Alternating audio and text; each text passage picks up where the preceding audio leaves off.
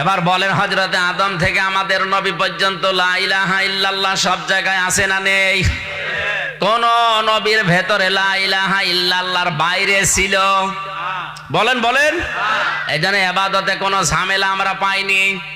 কিন্তু আজ আমরা শুধু লা ইলাহা ইল্লাল্লাহ এক থাকার পরও ইবাদত এখন আর এক নেই। চরমনার ময়দান থেকে যে ইবাদতের নিয়ম আসে, আট রশির সাথে মেলে না। এই কথা বলা লাগবে।